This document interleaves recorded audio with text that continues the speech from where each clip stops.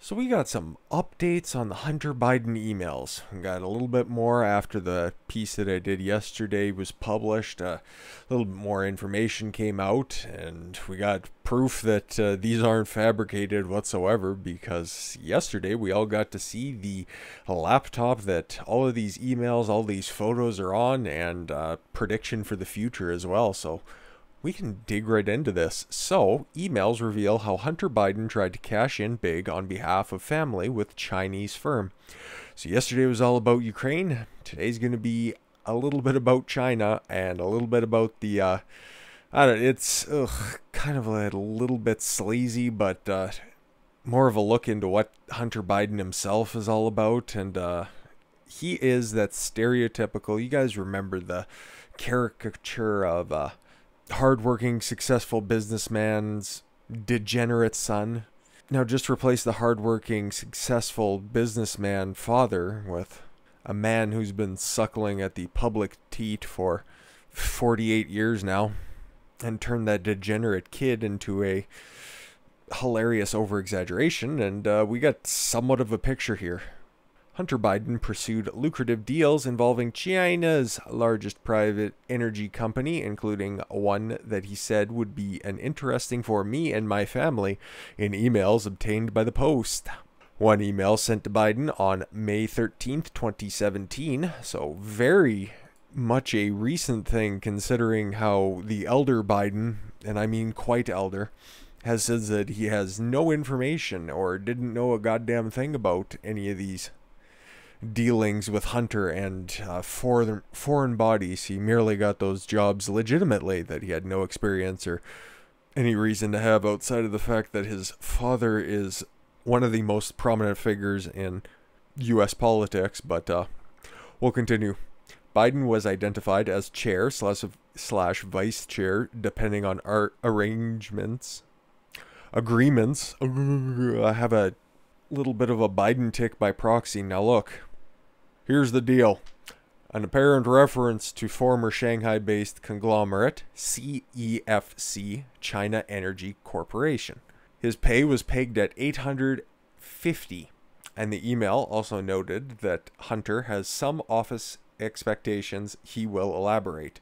In addition, the email outlined a provisional agreement under which 80% of the equity of shares in the new company would be split equally among 4 people whose initials correspond to the senders and 3 recipients, with H apparently referring to Biden, Joe Biden. So here is a snapshot of the emails themselves. The deal also listed 10 Jim and 10 held by H for the big guy. Neither Jim nor the big guy was identified further. I'm sure Ryback has nothing to do with this. The email's author, James Gilliar, of international consulting firm J2CR, also noted, "I am happy to raise any detail with Zhang if there is shortfalls." Zhang is an apparent reference to Zhang Jinjun, the former executive director of CEFC China. The email is contained in a trove of data that the owner of the computer repair shop in Delaware said was recovered from a MacBook Pro laptop that was dropped off in April 2019 and never retrieved. I don't know about you guys, but I still find this so fucking unbelievable, to the fact that you'd have this laptop, which you would presumably be using every single day, and you're just such a degenerate crackhead that you forget that it has a bunch of sensitive documents that could put people away for a very long time, and you just leave it at a repair shop without reclaiming it over an $85 bill. Like, and Hunter Biden is I can't say that. He is definitely a well-educated human being. He is at least capable of passing the bar exam, theoretically, until more emails come out saying that Joe helped him pass that. But honestly, crack or not, man, this dude should know some fucking shit, but I still find that hilarious. The computer was seized by the FBI, and a copy of its contents made by the shop owner shared with the Post this week by former Mayor Rudy Giuliani, who we will be getting to very shortly at the end of this, because, well, we finally got some confirmation that he does in fact have this laptop, and he is in fact in possession of several large dumps of information that are going to be steadily available to the public here. Another email sent by Biden as a part of the August 2nd, 2017 chain involved a deal he struck with a since-vanished chairman of CEFC, Yi Jinming, for half ownership of a holding company that was expected to provide Biden with more than $10 million per year. Yi, who has ties to the Chinese military and intelligence service, and let's not forget, every single company in China has to eventually kick back to the Chinese government, ergo communism, and he hasn't been seen since being taken into custody by Chinese authorities in early 2018. I bet you he didn't kill himself. After CEFC went bankrupt earlier this year, according to reports. Very sorry. Biden wrote that Yi had sweetened the terms of an earlier 3-year consulting contract with CEFC that was to pay him $10 million annually for introductions alone. What could that possibly mean? I wonder if he'd be introducing him to the stripper that he knocked up. Would he be introducing him to his favorite crack pipe? Or would be introduced... Well, this is redundant. Would he be introducing him to his father? I'll let you decide. Or we'll just figure it out right now. The chairman changed that deal after we met in Miami to a much more lasting and lucrative arrangement to create a holding company 50% owned by me and 50% owned by him, Biden wrote. Well, who could him be? No, and that's not another Chinese fellow. Consulting fees is one piece of our income stream but the reason this proposal by the chairman was so much more interesting to me and my family is that we would also be partners in the equity and profits of the JV joint venture investments. And apparently Hunter was so high all the fucking time he needed access to one of the kids his old man was sniffing to keep him coherent, to draw him out a sketch of how his Chinese corruption plan would flow. According to a report on Biden's overseas business dealings released last month by Senator Ron Johnson and Chuck Grassley, a company called Hudson West 3 opened a line of credit in September 2017. Timelines seem to check out here. Credit cards issued against the account were used by Hunter, his uncle James Biden, famed Iraqi house builder James Biden, and James's wife Sarah Biden, to purchase more than $100,000 worth of extravagant items, including airline tickets and multiple items at Apple Inc. stores, pharmacies, we know Hunter wasn't buying any rubbers, hotels, and restaurants. The company has since been dissolved, and Hunter Biden's law firm, Owasco PC, sounds an awful lot like ayahuasca, this dude just loves drugs, was one of the two owners, according to the report. Biden's email was sent to Gong Wen Dong. This whole story has to be a joke, right? Like, if there wasn't actual proof, that is a name that is made up. That would be in fucking Shadow Warrior, if anybody gets that reference. Later come out that his business partner was Lo Wang, whom the Wall Street Journal in October 2018 tied to the purchase by Yi-linked companies of 2 luxury Manhattan apartments that cost a total of $83 million. Peckers, who owns a sprawling mansion in Great Neck, Long Island, has been identified in reports as CFO of the Cam Fay Group, an investment firm based in Hong Kong. So the rest of the story goes on to further link Hunter with these Chinese-based firms for reasons you can surmise as being means to exclusively everyone involved rich, and not really do too much outside of that. So while not as explosive as the Ukrainian stuff from yesterday, this just goes to show you that he's not keeping his dick in one continent. This fucker is embedded in everything, and Joe has quite a bit to do with it as well. His access, his influence stretches far and wide. It goes a lot further than trying to get a prosecutor in Ukraine tossed, because here's a little backstory on that I also just found out here today. The reason they were looking at getting rid of that prosecutor Shokin was he was no fan of the European Union, and Ukraine was negotiating with the European Union to join in.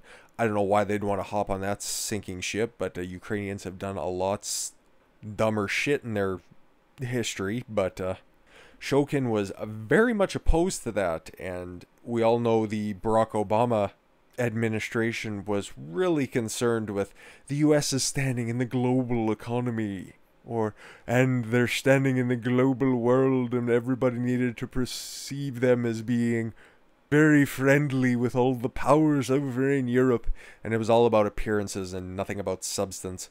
Also, why you always hear Biden bring up, people like Xi and Putin are more respected than Trump.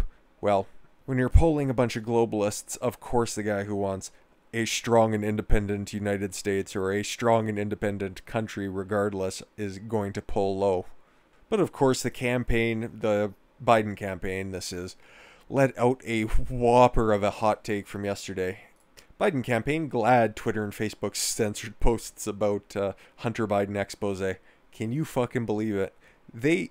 So far, nobody's refuted anything credibly that these aren't in fact true. It's just they're ignoring it, and Twitter and Facebook are gladly going along with it.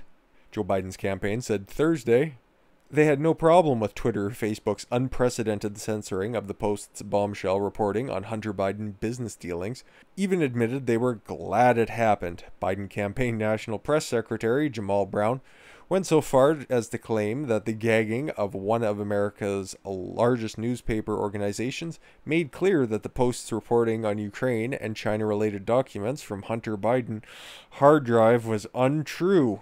Yeah, when we have the fucking receipts. When the guy at the repair shop can positively identify the guy who dropped off the hard drive, the laptop rather, as being Hunter Biden, when his signature is on the fucking receipts, it's untrue. Because Washington Post says so. Because Twitter says so. Because Facebook says so. This is the type of world a Joe Biden government would bring. Don't kid yourself. This isn't just going to be a one-off. This isn't going to be something that we're going to look back on like the coronavirus fucking horseshit that's going on right now, and eventually look back and go, oh boy, this was real goofy. If you guys don't stop this, if you don't vote like your fucking life depends on it, there's going to be a whole lot of more news speak out there. There's going to be a bigger and much more expanded Big Brother state. Don't kid yourself. This is not a one-time fucking deal. This is merely the tip of the iceberg. And it's going to get real fucking spicy here if what Rudy Giuliani has to say bears any fruit. But what we're going to see here in the next couple of stories is that Hunter Biden is, man, just being taken advantage of, because it's clear that he's an addict. It's clear that he has troubles, and that troubled state was definitely taken advantage of by people willing to use him as a pawn. I don't want to absolve him of any responsibility because he is in fact a grown man after all. He has been a successful lawyer. Successful is relative in this story, but let's give the devil his due, shall we? He is unfortunately quite unwell, and I don't want to drag him personally too much, but what he has been engaged in doing is totally on the table. Hunter Biden's emails and texts show not just a politician's troubled son angling for lucrative overseas business deals, they also reveal a concerned father, a fun-loving friend, and a man tortured by the death of his that have devastated his family. In a text message exchange from 2018, eldest daughter Naomi, named after the Bidens' late sister, the one who died with Joe Biden's first wife in a terrible wreck, pleaded with her dad for emergency cash. Can you put $150 in my account? It was just declined for Lyft to airport. Sorry. The now 26-year-old Columbia law student asked. This is just family minutia, but yes, I can. But Naomi, you really have to start to realize that once you are out of school, the chances of you living like your father is a billionaire when he's really given all his money away is going to be a bit of a shock, Hunter answered. It appears to me like he knew his time was quickly coming to an end, like he knew his days were numbered. Biden, who is acknowledged struggling with drug and alcohol problems, also poured his heart out in a lengthy email that sent to himself in 2015, about 3 weeks after his brother, former Delaware Attorney General Beau Biden, died of brain cancer. In the nearly 800-word missive, which is filled with misspellings. Oh, come on, Post. Don't quite, he's dealing with the death of his brother there, the good one. Biden recounts going to church as a child with his father and brother on every Sunday morning growing up, as well as Mass he attended the day after Beau's death. Yeah, I kind of thought that was important to include to show that he is just a complete human being and not just a selfish thief like his father. Yeah, so everything that we got here today was mostly just some character stuff, just really, I don't know, kind of humanizing Hunter just a little bit, and nothing else really connecting him to anything. But Rudy Giuliani, the guy who has this fucking laptop, is making a big stink out there. He says 10 days out from the election, he's going to be dropping fucking bombs. And if you guys know about the history of Rudy Giuliani, yeah, he was the mayor of New York City when 9/11 happened, but he was also in charge, or rather responsible for cleaning up New York City, turning it from, you know, that old taxi driver image of crime-ridden New York into being, well, fucking consumer Disneyland downtown with Times Square. He was the dude that effectively denutted the mob in New York. And I'm not even being hyperbolic. The mob is not nearly as prominent as it used to be, and that is due entirely to the work of Rudy Giuliani in his office. So he knows how to prosecute. He knows how to cross his T's and dot his I's when it comes to this kind of shit. So what we seen, well, at least what I seen when I was doing some research last night, Giuliani tells Steven Crowder he has proof Hunter Biden's hard drive is authentic. Yeah, he knows how to fucking do this shit. He confirmed that there was information on that list, or on that website, hard drive. Don't really want to go through Hunter Biden's search history, honestly. So here's a story that Giuliani told last night. Here's how I got it. Giuliani began. Hunter Biden dropped off a laptop to a repairman to repair it. The repairman took it, and Hunter Biden signed the receipt for it, which I have right here. Giuliani explained that Hunter Biden never picked it up. Per the store policy, after 90 days, the laptop became property of the merchant. I do believe I explained that in yesterday's video, but it does bear repeating straight from the lips of a attorney. According to Giuliani, the merchant became concerned when he heard talk about Biden's Ukraine scandal on TV, so he opened up the laptop to see if there was any evidence of a criminal case. He says the merchant found information that contradicted with the Biden narrative on Ukraine. Crowder continued to press the former mayor to verify the authenticity of the hard drive and emails alleged to belong to Hunter Biden. Giuliani claimed that the very morning the New York Post story came out, Hunter Biden's lawyer called the computer merchant and asked him if he could have the hard drive back. Wow. Crowder asked Giuliani if he had evidence of the correspondence between Hunter Biden's lawyer and the computer repairman. Biden's lawyer actually did it by telephone and by email, and we have the email. Holy shit. So that gives you a little bit more proof to the fact that indeed that was Hunter Biden's laptop, and he showed it right there on the stream in the interview itself. So, and then just when you thought we were out of the woods, just when you thought, hey, this is going to be leaked out in a little bit of drips, Tucker Carlson, quite possibly the most famous cable news TV host potentially ever now at this point, because his show is the only one that's actively breaking records on what seems to be a weekly basis, ended up with a little bit more information, because in fact Rudy Giuliani also told Crowder in that stream there that Fox News came over and got to take a look at the laptop as well. Not only the Post had it, but Fox News also had it as well. So who's to say that more information will come out over the weekend, but we can look forward to the 2nd, because that'll be 10 days out from the election. Can you fucking believe it? Holy shit. We're going to be getting more drops then. So what did Tucker find? Not everything you hear is untrue, and not every story is complex. At the heart of the growing Biden-Ukraine scandal, for example, is a very straightforward question. Did Joe Biden subvert American foreign policy in order to enrich his own family? On November 2nd, 2015, at 4:36 p.m., a Burisma executive called Vadim Pozarovsky, one of the names that we mentioned yesterday in the video, emailed Hunter Biden and his business partner Devin Archer. The purpose of the email, Pozarovsky explains, is to be on the same page regarding our final goals. I'd imagine that's what RE stands for, including, but not limited to, a concrete course of actions. So what did Burisma want exactly? Well, good PR for starters.